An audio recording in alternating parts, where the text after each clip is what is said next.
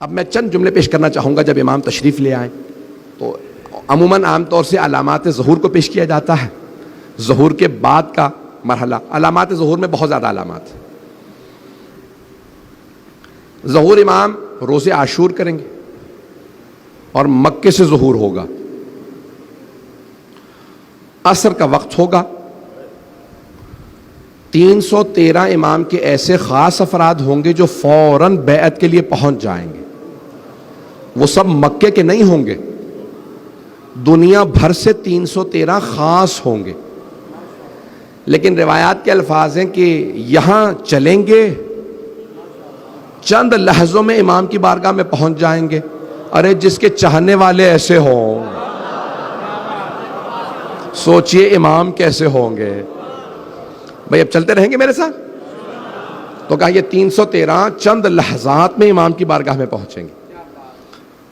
یہ ہوائی جہاز سے نہیں پہنچیں گے, یہ کوئی ہیلی کاپٹر لے کے نہیں جائیں گے, چند قدم لیں گے. اسے کہا جاتا ہے طی الارض, کہ ان کی زمین جو ہے ان کے لیے سکڑ جائے گی. وہ اتنی تیز سفر طے کریں گے کہ ہر چیز, ان میں سے ہر ایک کے پاس تلوار ہوگی اور نیام میں 1000 کلمات ہوں گے. اسماء یعنی اللہ کے نام ہوں گے 1000. کہا ان میں سے کوئی ایسا نہیں ہوگا جو عام آدمی ہو. وہ اتنے پہنچے ہوئے ہوں گے کہ بتا سکیں گے قبر میں کیا ہو رہا ہے کسی کی. پتہ نہیں لوگ ہیں یا نہیں ہے. ایسے افراد ہیں جو قبر کا حال دیکھ کے بتا دیتے ہیں باہر سے اس میں رحمت نازل ہو رہی ہے یا عذاب.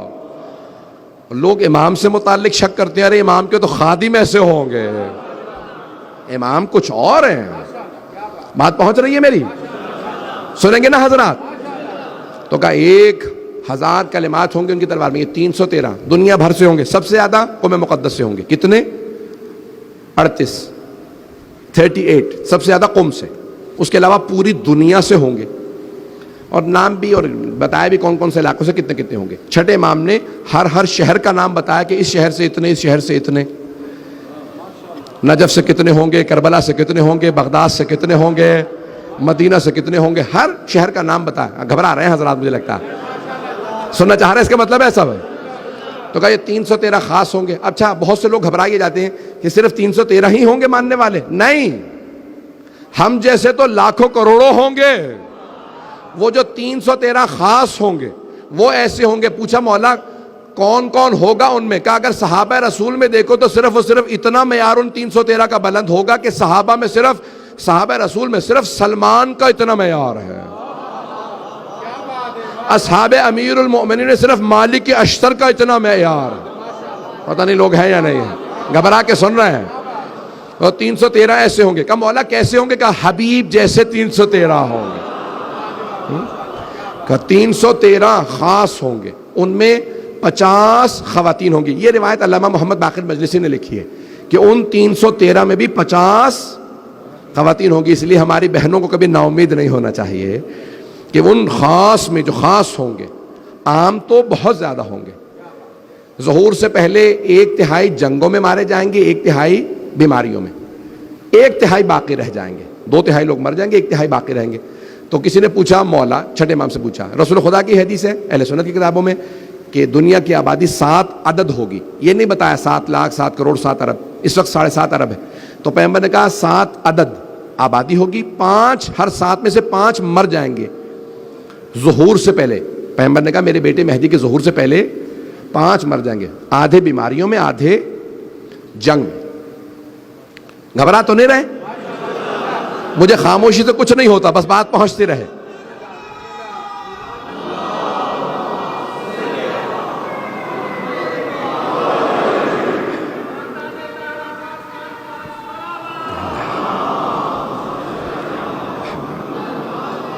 زیادہ وقت نہیں لوں گا, بس زیادہ زحمت نہیں دوں گا. تو کہا کہ 313 خاص ہوں گے. جب پوچھا چھٹے امام سے, کہا مولا جب 2/3 لوگ مر جائیں گے یا مارے جائیں گے تو بچے گا کون؟ تو آپ نے فرمایا ہمارا صاحب یعنی صاحب زمان اور ہمارے شیعہ. کہا تم ہمیشہ قلت میں رہو گے, اللہ ایسا انتظام کرے گا کہ تم کثرت میں آ جاؤ. پتہ نہیں لوگ ہیں یا نہیں ہیں. کہ جو بھی ہمارا ماننے والا ہے وہ محفوظ رہے گا. تو اب یہاں پہ بڑی بحث کی گئی ہے کہ مولا کے حساب سے ماننے والا یا ہمارے حساب سے، پتہ نہیں لوگ ہیں یا نہیں ہے۔ مولا کے حساب سے دیکھا جائے تو معیار بہت بلند ہے، اس میں تو ماننے والا کوئی بھی نہ آئے، اکا دکا ہی پہنچیں گے۔ کہا مولا کیسا ماننے والا؟ مولا نے کہا جو بھی ہماری ولایت کو مانتا ہے وہ ہمارا، پتہ نہیں لوگ ہیں یا نہیں، کہا جو بھی ہمیں مانتا ہے وہ ہمارا ہے۔ کہا مولا کیا معیار ہو؟ مولا نے کہا کہ ہمارا بے عمل بھی ان کے بعمل سے افضل ہے۔ میں یہ لائسنس نہیں دے رہا ہوں گناہوں کا، لیکن اس کو کبھی بھی اپنے کسی گنہگار بھائی کو بھی توہین نہ کرے، میں اس لیے یہ بات پیش کر رہا ہوں۔ کہا کہ ہمارا بے عمل بھی ان کے بعمل سے افضل ہے۔ کہا مولا کیوں؟ کہا کیونکہ وہ ہمارا، جو ہماری ولایت رکھتا ہے وہ ہمارا ہے، جو مانتا ہی نہیں جتنا مرضی عمل کرتا جائے، جو مانتا نہیں کچھ قبول نہیں۔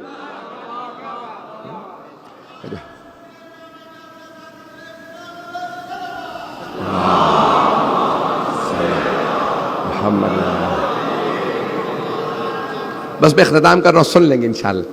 تو امام ظہور کریں گے پہلے مکے سے اور پھر مدینے جائیں گے، وقت نہیں ہے، یہ خود کتابوں کے موضوعات ہیں مفصل۔ مدینے تشریف لائیں گے، مدینے میں روضہ رسول کی تعمیر کریں گے اور جناب سیدہ کے مزار کی تعمیر کریں گے۔ اس زمانے میں جب امام نے کہا تھا تو تصور بھی نہیں تھا کہ جناب سیدہ کا روضہ ڈھا دیا جائے گا۔ پھر پوچھا مولا مدینے سے کہاں جائیں گے؟ کہ مدینے سے سب سے پہلے کربلا تشریف لائیں گے، سب سے پہلے کربلا۔ عاشورے پہ ظہور کریں گے تو شاید 40 کے دن ہوں، چہلم کے ایام ہوں جب مولا کربلا آئیں گے۔ کہ جب کربلا تشریف لائیں گے تو کیا حال ہوگا؟ کہ وہاں بے انتہا زائرین ہوں گے، اعلان ہو چکا ہوگا، سب جانتے ہوں گے 12ویں امام آ چکے۔ کہ زائرین کی بڑی کثرت ہوگی جب 12ویں امام ظہور کریں گے۔ کہا لیکن جب ظہور کرنے کے بعد حرم جائیں گے تو ایسی کشش ہوگی حرم میں اور امام زمانہ میں کہ امام کے لیے خود بخود راستہ بنتا جائے گا، یعنی لوگ راستہ دیتے چلے جائیں گے۔ کہ ایک مرتبہ صاحب الزمان جب حرم میں جائیں گے تو دروازے کھلے ہوئے ہوں گے، یہاں تک ہے کہ جب ذریعہ مقدس پہ آئیں گے تو امام کے لیے ذریعہ مقدس کا دروازہ کھل جائے گا، 12ویں امام کے لیے ذری کا دروازہ کھل جائے گا۔ آپ ذری کے اندر جائیں گے، اگر دیکھ سکے تو سب میری طرف دیکھیے گا۔ یہ بہت بڑے ایک عالم کے حضرت ثانی کے وکیل کے جملے، وہ کہتے ہیں کہ جب امام زمانہ حرم کے اندر جائیں گے، ذری کے دروازے کھلیں گے، امام زمانہ ذری کے اندر چلے جائیں۔ جب ذری کے اندر جائیں گے تو سب امام کو دیکھ رہے ہوں گے اور اونچی اونچی رو رہے ہوں گے۔ امام ایک مرتبہ اپنے دونوں ہاتھ اعجاز سے، معجزے سے قبر مطہر کے اندر ڈال دیں گے۔ کس کی؟ سید الشہداء کی۔ دونوں ہاتھ قبر مطہر میں ڈالیں گے۔